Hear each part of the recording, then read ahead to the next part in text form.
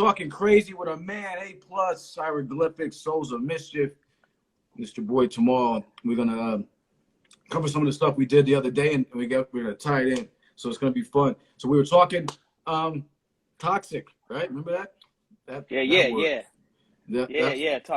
Talking about the word toxic, and it's a real popular buzzword nowadays, but it's a very old thing and a very regular thing in human evolution. So yeah, we're talking about toxic. Again, this is episode 8 being redone because of a technical difficulty, but yeah, A-Plus tomorrow carries the culture. We're doing it. So as we've said before, in every episode we always try to start off with the fact that we're not doctors or anything like that. We're just on the path, and this show is a monthly show that we do. I get them confused, you and Brother Jay. It's the third Monday of every month. We do this.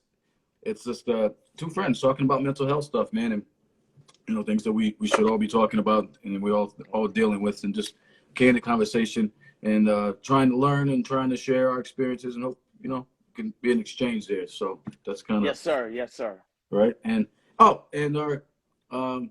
what's our little saying that we normally try to say?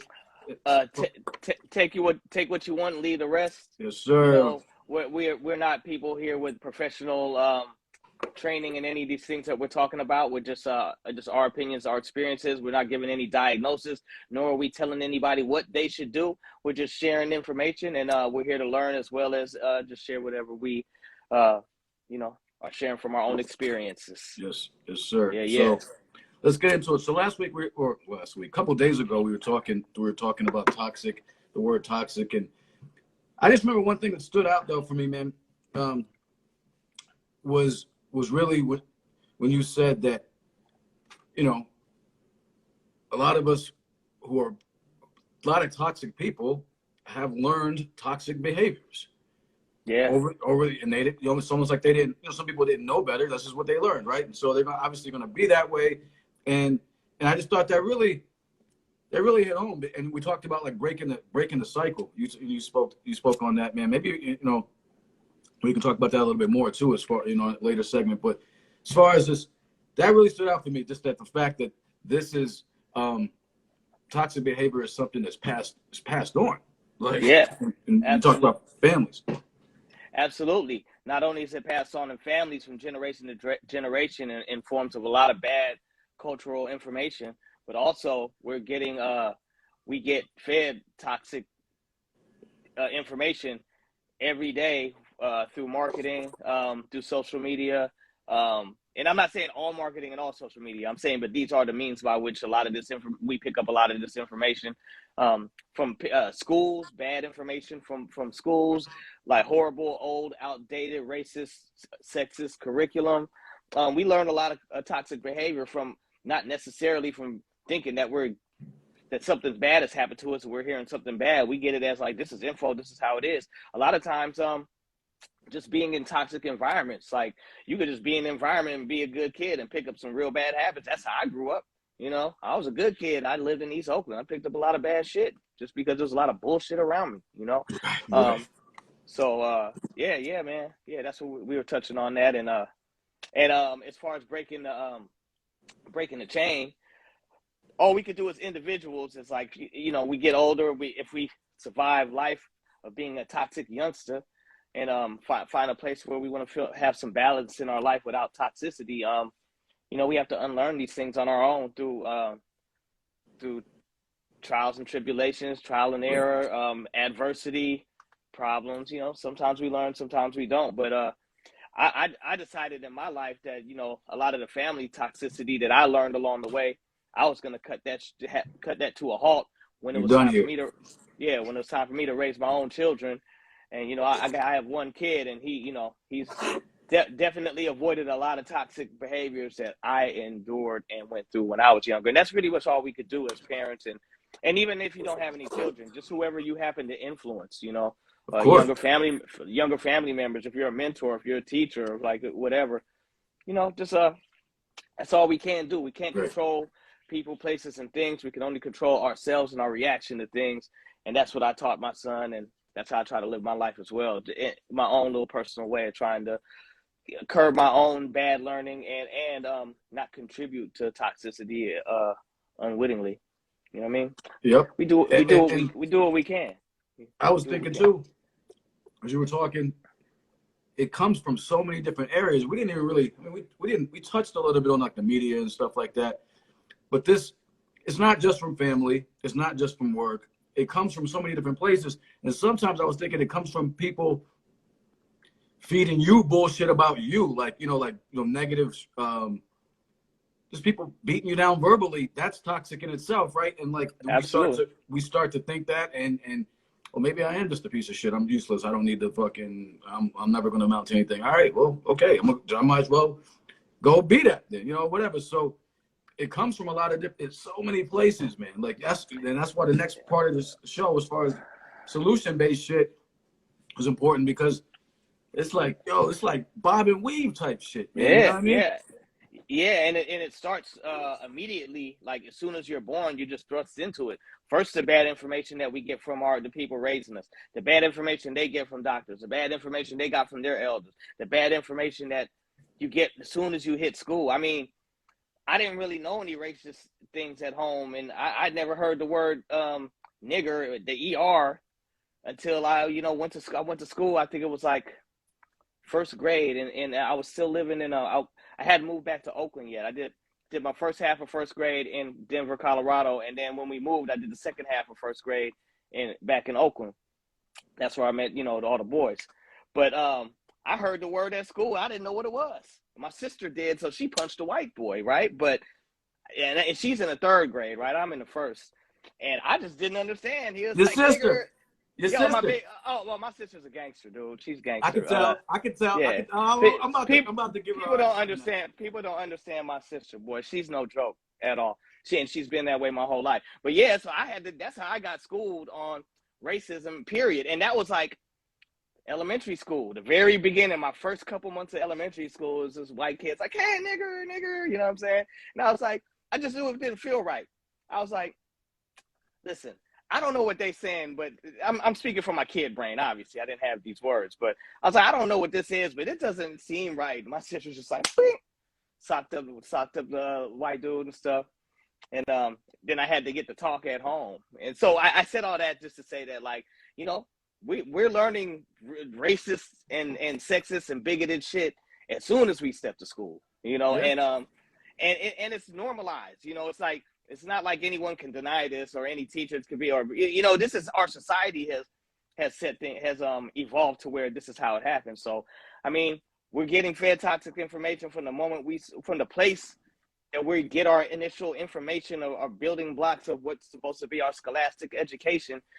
And so it's just to say that we're bombarded with that shit our whole life, just a bunch of bullshit, basically, that we have to, if we end up with some kind of self-awareness as an adult, we have to work on, getting adjusting and getting rid of that bad information, and dealing with the pitfalls that acting on that bad information gets us in as adults.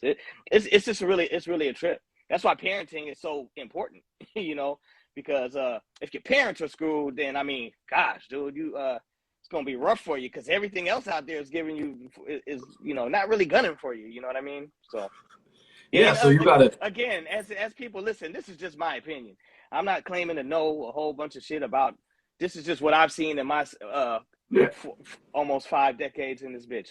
So Yeah. Nah. I yeah, mean, it's so many factors. Like you said, if your parents are trash, then you're gonna have a hell of a yeah, time, because everything else right, is trash. A lot. You got to deal with the elements out there, and that ain't nice either. So, yeah, it's a challenge, and that's what we talked about. Like, it seems like it's almost impossible to like break through some toxic situations without help. Some sort of assistance at some point. You know what I yeah, mean? Whether it's just mentally, somebody helping you get mentally stronger so you can make some decisions on your own, or somebody physically helping you or whatever. Like it, it's that's yeah, why I be thinking like I'm in like a video game sometimes, yo, like this, like playing Galaga or some shit, and like it's just like bullshit coming at me, like, yeah, you know what I'm saying? Like it's, yeah, it's wild. But our students have a hard time understanding impact of their words. They believe intent is great over impact. I mean, I think intent. That's a problem. I think intent. To me, so that's an interesting thing because I do think there's a lot to be said for intention because a lot of times we're kind of going off on a tangent, but it's okay. A lot of times, someone may have the right intention and get shit on for doing the supposed right thing. When it comes to racially charged language. Well, yeah, that puts a twist on that. That puts a twist on it. That adds some context. That adds some context. Yeah, some context to it. I personally, I mean, whatever. Personally, for me, man, like, I took power away from that word a long time ago. Like, and I really don't give a fuck if I heard it out or something. I'm not just gonna run and beat up some white dude if I like it doesn't. I'm not saying it doesn't bother me, or I'm not like I like it if someone were to say that to me, but just keep your hands away from me. You know, fuck. I'm not trying to get arrested because I knocked some dude out because he fucking at 46 because he called me a nigger. Now if he's in my face, there's different levels to shit. You know what I'm saying? Yeah. But I try to like. I'm really trying to like, and that's hard, yo. But I'm really trying to like say, okay, is it worth going to jail right now? Every situation is different. You know what I'm saying? But it's as far as the I do like where it says the impact of their words though, because you and I both talked about this show. I could say some foul ass shit to people, right where it knows to just get them, and it's and really hurt them. You know what I mean? And people, so words are super powerful. Yeah, that particular word, man. I mean, again, you know, that's big, and that word did bother me for a while, like since that encounter in first grade. But I gotta be honest with you, bro. As an adult, my age now, what bothers me more because the power's really been taken. Again, like you said, the power's been taken out of that word for a lot of people of color, a lot of black people.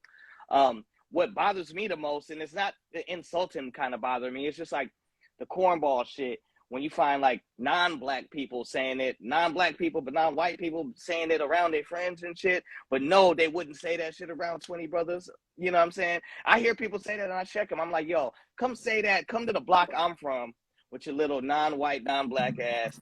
Go to the hood where I was growing up at and yell on the corner on the corner at 82nd and MacArthur and start doing that nigga shit. Like, you know what I'm saying? Like, you're not going to say it, right? But when you are around you and all of your comfortable friends and your one token black friend who's like, yeah, I'm not going to trip off these 20 motherfuckers saying it because they don't really mean it and blah, blah, blah, that bullshit. Yeah. That's in the present day, in the modern day language, that's when the N-word bothers me the most. When it's some cornball ass dude just super N-bombing, but ain't no niggas around. You know what I'm saying? Like, bruh, like, come on, you know you're not saying that around a bunch of black people, bro. You're not. You're saying that. Yeah, you saying that around your one or two black friends who's giving you a pass because they understand what I'm talking about right now. You know what I'm saying? Right. That's the shit that really bothers. But I didn't want to get on a tangent. But since the N-word brought up, that bothers me more than somebody using it like racially, like oh nigger or whatever. Like that don't really bother me. But like just when a cornball ass dude is mad tough around his non-black friends, but he's not white, so he's trying to be urban and shit. That shit is corny to me. Yeah, that's some goofy stuff. I mean, we can have. But I said that to say how little the use of that word bothers me. That's the most it bothers me nowadays. The power of how bad it could hurt my feelings has been completely dwindled to the fact that like it only irritates me when cornball non-black people say the shit. You know what I mean? Yeah, I mean, I had it said to me in school, third grade too. You know what I'm saying? Man, you gotta quick too, right at the bus stop. Like, I was like, what? But it's different now. So anyway, but yeah, I mean, the point is, as we were saying though, the big part is that this toxic stuff comes from all over: words, social media, everything, family, work environment, right? You can have I had a crazy boss. So it was like, used to curse people out. I mean, like fucking just flip. Like he cursed, he started flipping out and cursed me out. And I was like, about to be like, almost lost my shit. And then I was like, I'm the only black dude in this office. And I'm like, this ain't gonna end well because they're gonna flip it on me. And I was like, you know what I'm saying? So I was like, all right. So he was like, Kurt, like, yo, like F-bombing crazy shit. Like, it was like, yo, he sounded like that's me. I always say stereotypes just for a reason, but he sounded like a mafia dude, like just cursing, like just Word. his accent and everything. I get the picture. I get the he was picture. from New York and everything, his accent and stuff. And it was like crazy, son. And so we're gonna be talking about like protecting your peace. So I didn't do shit. You know what I'm saying? Because I was like, and then the next, it was like 2:50. I was leaving at 3:30. Just went back to my desk, left, and then I just wrote my letter of resignation that morning. The next morning, I was like, yo, I can't fuck with y'all. Like, it was out. But it took a lot for me not to go. You know what I'm saying? To go somewhere else. But like, salute to you for that, because like, in those moments, clearly you made the right decision, right? But in those moments, it's mad difficult. Like, and so I salute you. That's why I salute you, man. You, in hindsight, you completely 100% did the right thing. Yeah, in hindsight. But I get you. Like, how hard it was for you to hold back and not say nothing. I empathize. I get he was that. like, I mean, he was talking. Like, I'll give you an example. He was talking crazy. He was like, are you fucking stupid? Like, what the fuck? Like, da da da da. I told you. And it was something that he hadn't told me to. He told me to do it one way. I did it that way, and he was mad that it was done that way because he didn't communicate what he really wanted. Man, I can't do anything to where people can talk to me like that. I just don't. Yeah, that's It was hard. My sister was in the Air Force, right? She went through the whole Air Force, and she was in the Air Force for mad years. And she was like, I used to talk to her about it. She was like, there's certain things about the military that just ain't for you, Adam. You know what I'm saying? She's like, you're not gonna make it in here. You know what I'm saying? And one of the things is like just being able to be berated like that. It just shifts my energy to mad red, like red alert. You know what I'm saying? Like DEFCON 5 or whatever, DEFCON 1, whichever one's the best one, man. So yeah, man, like you a soldier for that. And yeah, here's a comment. A. Watkins, Tar Heel Blue said, if they hard, they should be able to say it everywhere. Agreed. Yeah, but there's very few people that are really hard though, and the thing is, when people are really hard, you know it right away. You know what I mean? You know their presence lets you know. Don't fuck with them. Well, most of the really hard people that I've encountered in my life wasn't the dude N-bombing mad loud, mean mugging, poking his lips out, and posturing towards everybody. All the hard niggas I know, like, that's not how they roll. And I'm saying throughout my entire life, like the hard cats, the real hard cats that, really get, put in work, they don't be doing all of that shit, like, in public. You might, if you catch them just around the homies and shit, telling a story maybe, but all of that, like, posturing and all of that shit, that shit is clown ball. Nah, you don't do that. You know what I'm saying? You roll like Ace Boogie, man. You know what I'm saying? Like in the cut. Like that's what's. But again, I we're talking about I all prefer these. peace anyway. I prefer peace anyway. Of course, but we're talking about all the many ways that shit can get hectic. Basically, all the toxic shit, right? Family, Yeah, beating you the fuck down, family, guilt tripping the shit out of you, like. Family and friends is really where toxic. Family and friends in relationships. They be twisting that motherfucking knife. Be like that's the only real painful toxic behavior, really, that I've ever. If it's from other people, then it doesn't really matter if they're not really close to you, because it's like, whatever, think what you want. But toxic behavior from family is the absolute worst. From friends is the second worst. They're supposed and from to loved ones is the third. And they're the people that are supposed to like be the most understanding, the most caring, most compassionate, most loving, and they burn you sometimes. Be like, I think I think because of that's just the general way things are designed. I think that's where the life lessons lie. You know what I'm saying? I've come to think that. Well, the toxic behavior of people who not really mad close, that could affect you and affect your personality, and that's long-term slow burn. But the toxic behavior that really hurts and that really bothers you super badly, the most is always family, close friends, or loved ones, Yeah, right? of Other course. than that, so that's what made me say that, like, well, it seems to me that that might be where the lessons reside in life when it comes to that topic. Because I mean, again, this is just my personal experience, like being burned by being taught bad shit by family and burned by loved ones and so-called friends and stuff. That's where some of my biggest lessons have come in life. Some of the biggest things I needed to learn that I'm happy I learned. So it's just weird like that, how things seem to be tied together like that. Life lessons are in the realm of being treated badly and Of betrayal and course. shit. Of you course. know?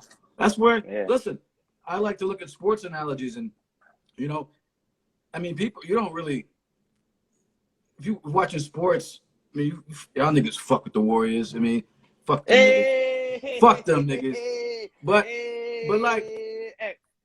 but like, I almost, you could almost say this championship is more sweeter based on some shit they had to go through. Clay came back, whatever, whatever. Like, Absolutely, versus, absolutely. I mean, that's the theme of the whole win. They weren't supposed to make it from the beginning. Everybody counted them out at the beginning of the season. Uh, mad injuries, Clay not coming back, a ragtag squad put together. I mean, you know what I mean? right. So, It's and then all the talk. I mean, literally. I mean, think about it. We're gonna keep it in real perspective. Motherfuckers was hating on the non-Warrior motherfuckers in the press. Everybody was been hating on Warriors since the first championship, hating on through the ones with KD, hating on them the one they lost when Cleveland came back, and really like and even coming into this one, motherfuckers is like they're not truly a dynasty. I mean, come on, man. People, for whatever reason, people have been hating on the Warriors, and so yeah, this one was mad, shut motherfuckers up, bro. You know what I'm saying? yeah, It's like, yeah, I shouldn't have said shit. I can't wait to. I know you set it off, bro. I can't wait to hear the next criticism of the next year's squad coming in. Like the Warriors can't do. What is it like? Because we not done, bro. Fuck Anyway, them you niggas. didn't see. All right. Yeah, man. See, All you right. you started it. All right. I wasn't trying to talk. Terrible analogy. Oh man, come on, Okay, let's man. use another team. Let's use another. That was a slow ball over the plate, bro. We talking basketball. It was. I gave you a fucking layup right there. So, all right. I use my Eagles, who finally won a championship like in 2017. Boo! After not winning shit, but they beat the Patriots. They weren't expected to win shit. And that, no, we were rooting for them. Everybody hates Patriots. Everybody's rooting for them. You know what I'm saying? Yeah, but like. It's all the fourth. What I'm saying is the fourth quarter comeback. That's what we give a fuck about, right? And that's what I said it. I did a video on it. It's like that's what a glory is, man. Like motherfucking Kirk Gibson on one leg and shit, hitting home runs. Like that's the shit. That's the legacy shit. And when you come back from that shit, niggas coming back from torn Achilles and torn shit, hurt, the flu game, Jordan. You know what I'm saying? Like this nigga looking crazy in that game, but you rise to the occasion. So that's. In terms of our next shit, as far as protecting your peace, we can jump on that right now. That was kind of that was like the next part of this is like, all right, there's all this toxic shit out there, but how do we, what do we do to protect ourselves? What's some things that you do to keep your shit straight, man? Oh man, that's a deep question, and I'm sure that that's going to be different and varied for anybody who answers it, because it's such a personal touch that's needed, because everybody's experiences are different, right? And it depends on the situation. I mean, all of that, all of those variables. But for me, the main thing is, man, I take it inward, man. I took things inward. I was like, if I'm going to be around toxic behavior, and I can't control the toxic behavior or the toxicity levels from whatever people, what in this situation can I control?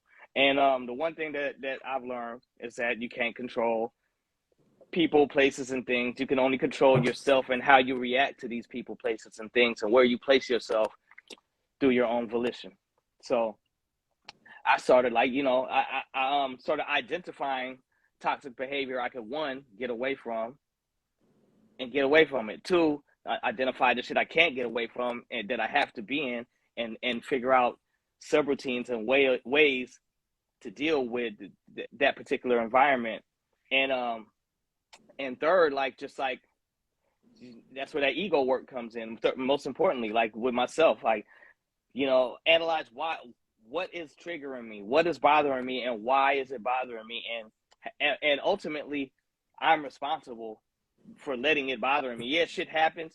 I'm supposed to recognize it and keep it pushing. If I hang on to something because even I know what it is and I know what's happening, and I choose to hang on to it, well, that's on me, and that's something I can control. So, those are some of the main things that I begin with to have my own inner peace. There's much more to it than that. Like, you have to like love yourself and figure out what you like and do things that you like, do things that bring you joy, be around people who bring you joy. That people is a very big, people are a very big part of the whole thing. You can't be around toxic people and ask them to not be toxic. That's just not how it works. So, if you're gonna be around toxic people for whatever reason you need to be around them, you got to figure out things on how to, like, take the power away, like take the ability for them to push your buttons in any way. And that's all self-work. That's all. That's nothing that you talk to them about. That's all. Like, is it that important? You know what I'm saying? And one of the main things is that, like, in my life, the way I look at shit, if I can't communicate with you on a real level about whether you fucked up or not, then I already know I shouldn't even be talking to you on that level at all. And I'll reduce the conversation of how I deal with you to a way smaller place that has little impact on anything emotionally for me. And we could keep it there. Now, there are people who will, like, notice that and try to reach out a little further. And you got to have ways to zap people back in place with shit, or remove yourself from the environment before it gets you acting out in a place in a way that you don't want to act. And I'm just talking. These are just things that are popping into my head because at this age of my life, this is something that I feel like I've had a little bit of experience in. When you get a certain age, you've dealt with all different kind of people, and yeah. How about yourself, my friend? No, I wrote some things down as far as what you were saying. I mean, I like what you said about the ego and stuff. Yeah, I do that as well, man. I literally try to step outside of myself, if that makes sense, and like kind of like look at what's going on as an objective. But all right, take your bullshit out of it for a minute. Like, step outside and look, like an observer, and look at what's really going on. Why are you really mad? What's really bothering you? What is it really? So in terms of just dealing with shit, that's one thing that you had mentioned, and I wanted to touch on that. And then you said it's like about how we respond and stuff like that. And I've always said we're responsible for our own happiness. Nobody else. It's not about, even with relationships and stuff, and be like, oh, you make me happy. No. You complete me. None of that shit. Like we're responsible. Like, if people can move to every different city, and one person can move to like 20 different cities and be happy in every single city. Another person can move to 20 different cities and be fucking miserable in every single one. So we're responsible for that. That's real. What you're just saying, I was talking, a bunch of homies were talking the other day, and one person had asked a question that's like, how is money not the key to happiness? And I mean, how can anything but money be the key to happiness, or something to that effect? And me and the other couple of homies were trying to be like, well, like, all the rich people that you've ever heard of or met in life, because none of us are rich like that, you know what I'm saying? That all they say is that it's not money is not the key to happiness. That's all you've ever heard from any, like, self-aware rich person trying to give advice to non-rich people. They're like, trust me, money ain't the key to happiness. And we started talking about inner peace and having your own inner peace, and I wish I would have thought of what you just said, the analogy that you just said about one person being happy in all whatever 25 cities they go to, and one person being unhappy in every single one, going through the same experiences. It's the person. It's the person. It's not the money or the place that makes that place enjoyable. It's the person. So you saying that, like, yeah, it made me think of that conversation, which wasn't very long ago, and I wish I would have had that analogy. Because that hit kind of tough. It really is. You are the master of your destiny and the controller of your escape.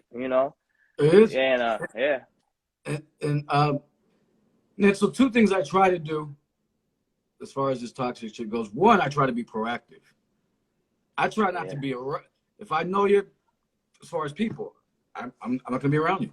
I'm not, and I will miss weddings. I will miss events. I don't give a fuck. I'm not gonna.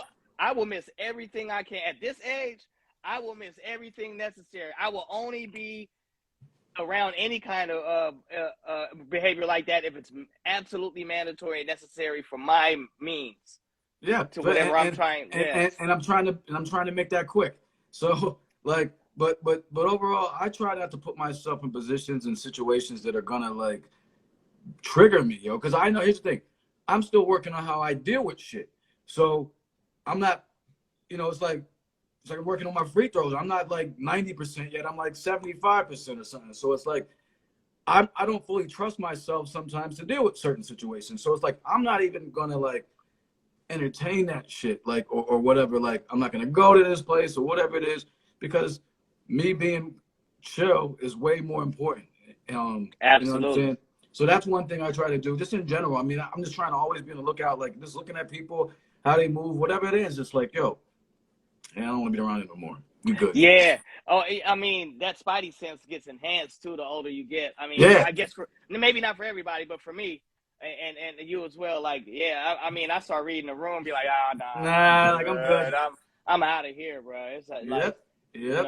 And then you hear so, about some shit that happened after you bounce. oh, how many times does that happen in as we get more seasoned in life? Yeah. Like, oh man, I know about times when people like get fucked around and got killed at places I just left. You know Yeah, what I'm they say saying? it's never Like good to be the crazy. last person left at a party. They say it's never. That's not who you want to be. Mm. Like that's Nah. So that's why I Say think. Go ahead. Oh, I was just gonna say, A. Watkins, Tar Heel Blue said, "Try to be the piece yourself is what I try to do," and Mr. Perea 70 said, "Therapy taught me I can't help anyone if I'm not helping myself first."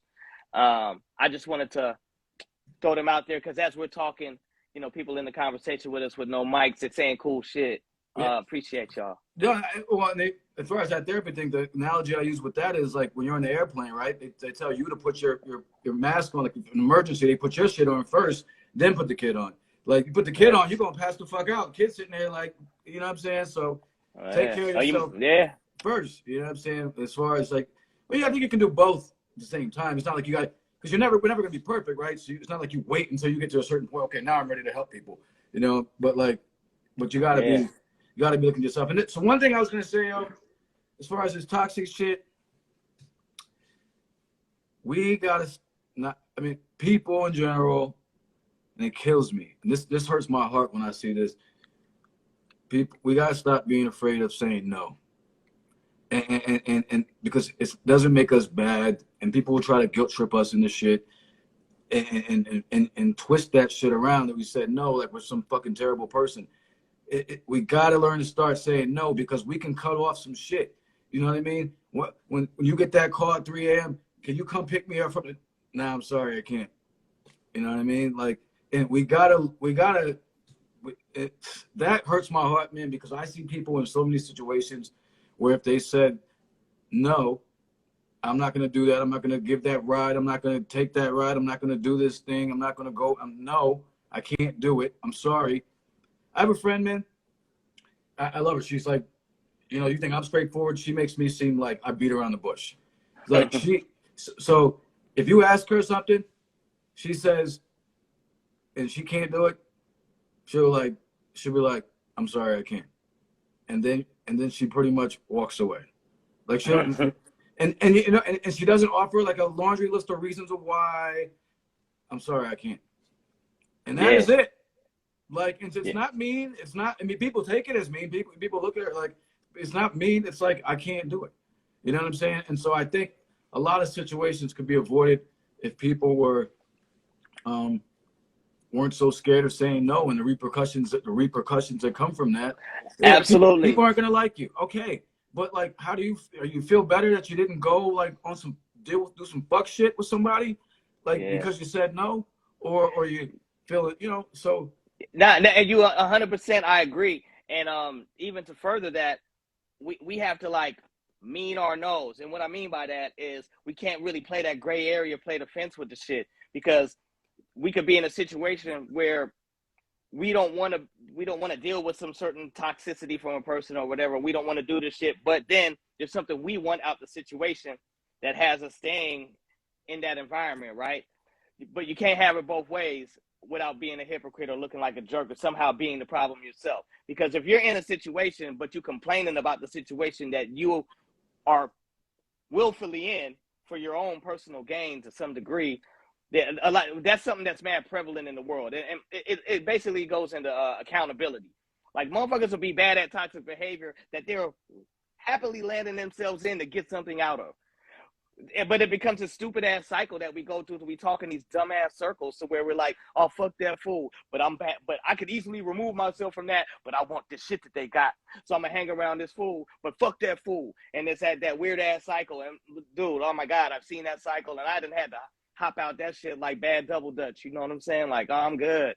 Like, because, you know, with a lack of accountability will allow a person to be a hypocrite.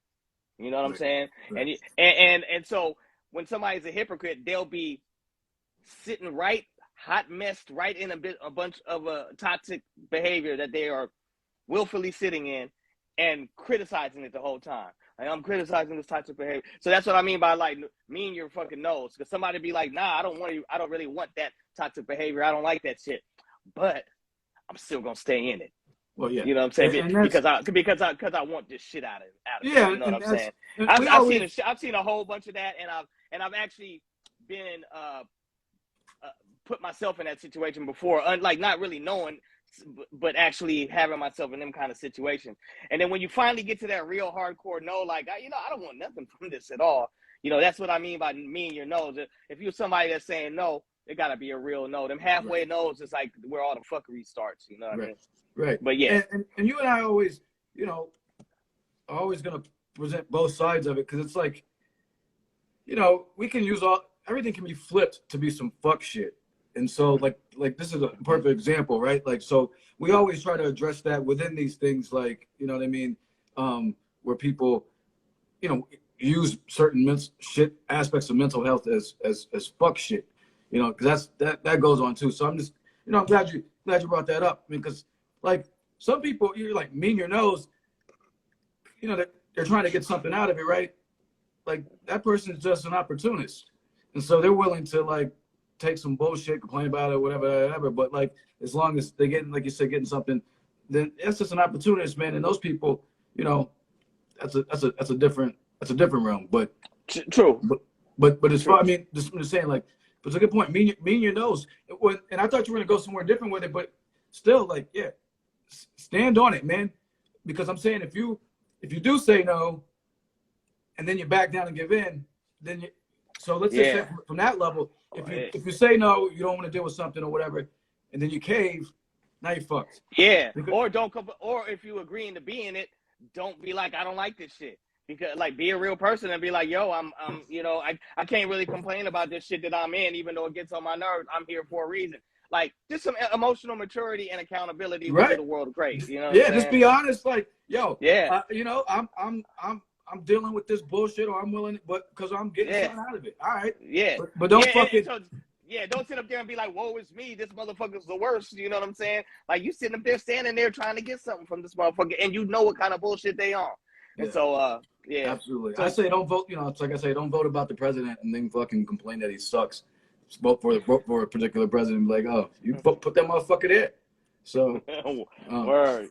You know. So yeah. So we're talking about. Big up everybody joining in. So we're talking about protecting our peace, man, in this toxic shit, man. Bob and weave, fucking stick and move. Like, it's a deadly game out there. Yeah, man. It's a deadly game out there. So I was saying, my things were be proactive. Don't be afraid to say no. You're saying stand on that no. And I would say, just as far as along those same lines, man, for me, got to be able to grow some thick skin a little bit, because people ain't gonna like you when you start drawing boundaries and start protecting your peace, because they gonna want you to be a part of their fuck shit. Fuckery loves misery. It loves company. Fuckery loves company, not misery. Fuckery. They all the people that want to fuck around, they want to be together, and they want to bring you in their shit because they're miserable. So it's all that. So it's misery and fuckery. They're like cousins, man, and they hang out Yeah. and they fucking and so Hey yo man, like yeah, what I say? It was a bar. Some people need the drama fiending for you to connect. Some people feed upon the energy humans project. You know what I'm saying? It's like for some people that's their bag, man. of course They bag is invading your peace, and like for some people, a person in peace jars their spirit. So they gotta like those kind of people gotta like, well, I want that motherfucker to be fucked up like me, and I'm in the realm to like influence that. So yeah that's where that dickhead for no reason come out, or the hating for no reason come out, yeah or yeah. So yeah when people see you, lining up your boundaries, it they definitely is get a catalyst. hot It's a catalyst for fuckboy behavior. It they really get is. hot You can see people twitch a little bit, like happy person over there. You know what I'm saying? Fuck that nigga. You know what I mean? He would be they don't weird now. they don't For real. they hate that shit, yo. So like when you're gonna lose people that you know that everyone that you thought were your friends or whatever because they're gonna be like, oh, you corny because you don't want to like do no dumb shit like no more. Whatever it is, man. It's like so, or because you spoke up for something that you felt thought was right and was right, but like you know you went against the grain, against the crew mentality and all that dumb shit. It's like, yo, my point is this: we gotta learn how to stand on our own, man, and when it's right. We know, man. When it's right, and we gotta. When it's right for us, it's right for us. When it's wrong, and we know, like instinctively. If we pay attention, we know. Peace. Like when you get to a point where you know what your peace feels like, and clearly once you're at that point, you know what your lack of peace feels like. Motherfucker be like, nah, I'm keeping this peace. Nah, you're not gonna fuck with this peace. I'm keeping this. You know what I'm saying? It's a Yeah, trip. yeah, The things that that's it tests self a lot too. Like new reactive behaviors to people breaching your peace. Like the old ones that a maturing person has gotten rid of and no longer are sustainable have to be replaced with new ways of protecting your peace. Right? yeah. You can't like it's no longer peace. Your peace is no longer protected if somebody could step over to it and get you into their fuckery and you off being a fuckhead like them now. Like And you done lost your peace. You're not defending it no more. You have lost it, and you need to get your peace back. And you're clearly not gonna get it from the person who just made you step out of it. So yeah, man, it's it provides for an interesting life. I always say that. You know. yeah, no, I mean, and it's just interesting, like because there's so many ways, like we said, so many ways that the shit comes at us, right? Like, you know, like you said, yeah, got to keep your peace of mind, man. So, um, there's so many ways to keep shit comes at us, and it's like you got to be vigilant, yo. Like that's the thing too. I want to say like this is not an easy thing. Nah, The work, I failed this, so many times and will yo, again. it's not set up. So look, whatever, doesn't matter whether you follow religion or not or what. This material shit, this world is not set up for us to like thrive in it in the way and all the shit that's going on. So it's not supposed to be. It's gonna be fucking hard. So it's not like a. It's not gonna be easy. So we have to be hyper vigilant about this shit. It's not like you can coast and be on cruise control. Like you got head on the swivel, man. Like because people Man. things come out of nowhere, situations come out of nowhere, and we're tested. So all of a sudden, all right, how are we gonna respond? Like you know what I'm saying? Like it's I mean, you know at this point in life, being hyper vigilant towards defending, protecting, and growing one's peace, it's become the meaning of life for me. It's like it's really nothing else to do. That it consumes all aspects of life, and I don't mean in a negative way. I mean everything I love has to do with being hyper vigilant and protecting my peace. I love being peaceful. I love spreading love. In order for me to do that, I have to have my peace protected hyper vigilantly. Everything that I aspire for in life, raising my family right, being happy with my with the people in my life that I'm close to, my family members, my girl, or like my closest friends. All of this revolves around being hyper vigilant in protecting my peace and my goodness. And it literally it has become like the mission of life. It's just really not anything else that's important falls in that under that umbrella for me. Making music, I gotta have a peaceful environment, and I have to have a studio, and I have to have money and a job. Like all of these things are involved in hyper-vigilantly protecting my peace. And I'm glad you said that, because it, like, as varied and as intricate as that statement is, it's quite, it makes everything really simple, right? It's mad simple. If you are like peacefully, hyper-vigilantly protecting your peace and your love, you don't really need to do anything else. But that takes a lifetime and all the energy that you have. You know what I mean? So kind of makes life simple, makes life beautifully simple and intricate at the same time.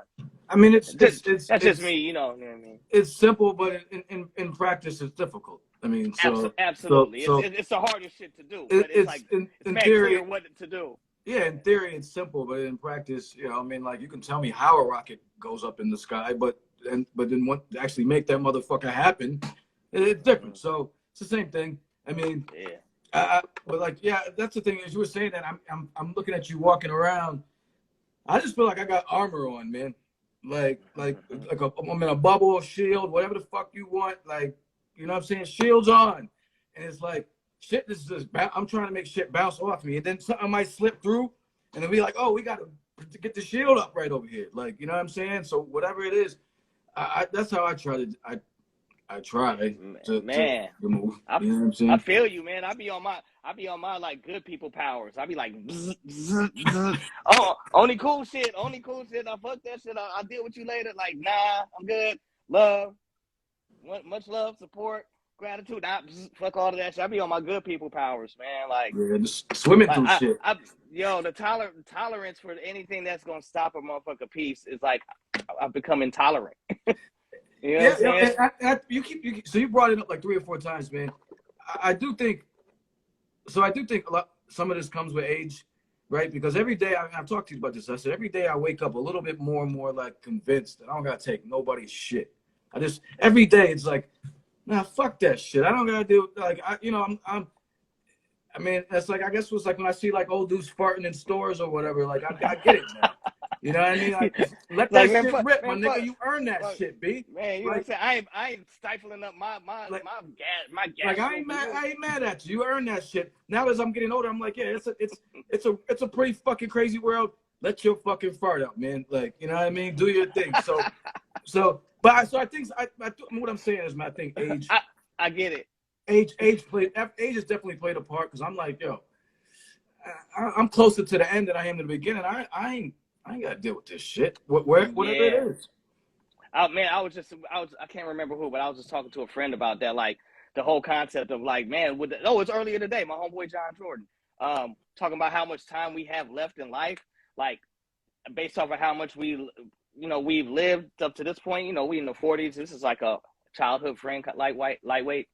And we're like, yo, man, like, I don't have enough emotional response or energy to waste any of this on certain shit that I clearly would have wasted time on, like, even a few years ago. You know what I'm saying? Right, we don't have time. I don't have, it's one, I don't have the time, but it's like a deep, like, I'm good. Like, I don't, like, it's almost could be a negative feeling, but it's not quite there. It's like, nah, I'm not fucking with that. It's not negative, but it's like, it's stern. It's like, nah. It's like nothing you could do is gonna make me change my mind on that shit. Take that shit somewhere else.